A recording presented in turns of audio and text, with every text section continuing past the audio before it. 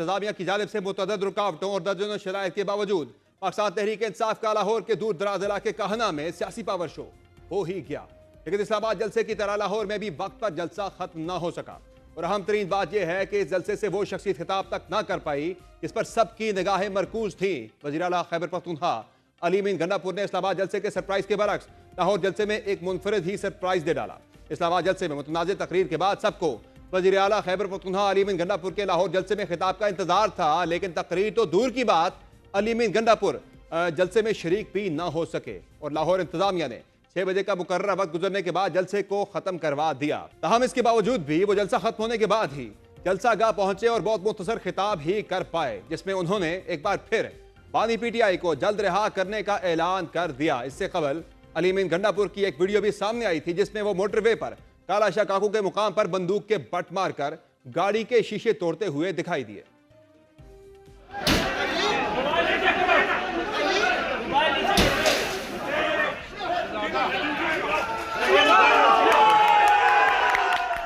मुमकिन तौर पर अली अमीन गंडापुर का यह गुस्सा जलसा गाह पर वक्त पर ना पहुंचने की वजह से ही होगा, लेकिन आज सुबह से ही उनसे मुतालिक मुतादिद खबरें भी जेर गर्दिश थी। एक खबर के मुताबिक अली अमीन गंडापुर ने इंतजामिया और अपनी क़यादत को यह यकीन दहानी भी करवाई थी कि वो मुतनाज़ गुफ्तगू नहीं करेंगे, जबकि पार्लिमानी अंदाज और शाइस्तगी से वर्कर्स को अपना पैगाम पहुंचाएंगे। इन मामलात के अलावा बज़ाहिर अली अमीन गंडापुर को संभालने के लिए आज एक और बड़ी पेशरफ्त उस वक्त भी हुई थी जब इस्लामाबाद की इंसदाद दहशतगर्दी अदालत ने उनके नाकाबिल जमानत वारंट गिरफ्तारी जारी किए थे।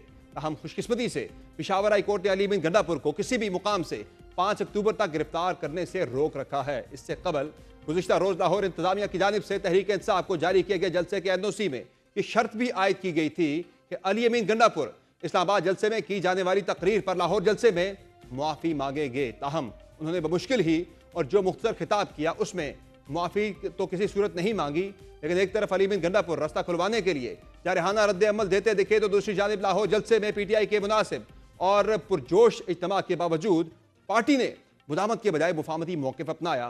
चेयरमैन पीटीआई बैरिस्टर गौहर ने इदारों के नाम पैगाम में अनाज छोड़ने और रास्ते निकालने का मौक़िफ़ अपनाया। आज़ाद अदलिया के लिए कोशिश करेंगे। हम बताना चाह रहे पाकिस्तान में जमहूरियत के सिवा कुछ नहीं चलेगा। हम मजीद रास्ते बंद ना करो, रास्ता निकालो। अगर ईगो को नहीं जोड़ेंगे तो मुल्क तबाह हो जाएगा।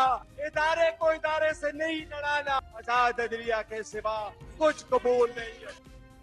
जबकि पंजाब और वफाकी हुकूमत ने जलसे को नाकाम और एनआरओ लेने की कोशिश करार दिया।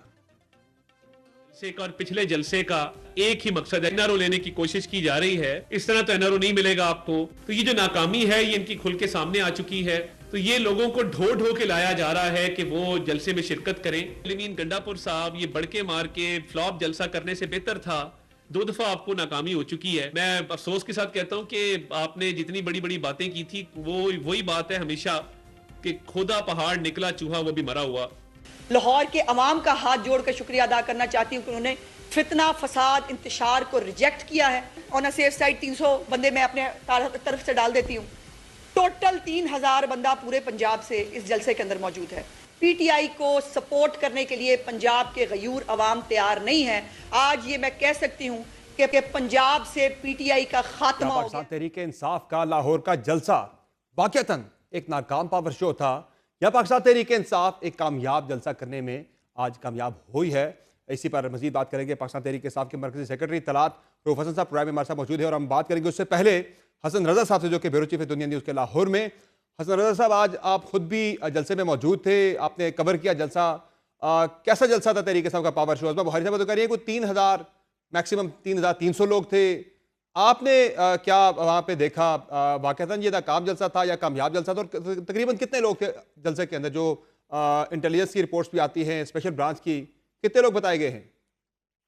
देखिए समर भाई, अगर देखा जाए सानिया 9 मई के बाद पाकिस्तान तहरीक इंसाफ का ये एक बाज़ाब्ता जलसा था जो कि एक कामयाब करार दिया जा रहा है। देखा जाए तो आज़ाद ज़राए के मुताबिक अगर इस जलसे में 20,000 से 22,000 के दरमियान तादाद थी और इसी तरह जो मारूफ इंटेलिजेंस एजेंसियां हैं उनकी रिपोर्ट को देखा जाए तो वो 13,000 से 15,000 के दरमियान तादाद बताती है, और जो स्पेशल ब्रांच लाहौर है उनके मुताबिक 17,000 से 18,000 के करीब जो है वो तहरीक इंसाफ के जलसे में अफराद मौजूद थे, जबकि पंजाब हुकूमत 3,000 और कुछ पंजाब हुकूमत के वुज़रा 6,000 तादाद की बात कर रहे हैं, जबकि पाकिस्तान तहरीक इंसाफ के जो हुक्काम हैं वो 50,000 दावा कर रहे हैं कि 50,000 से ज्यादा अवाम इस जलसे में मौजूद थी।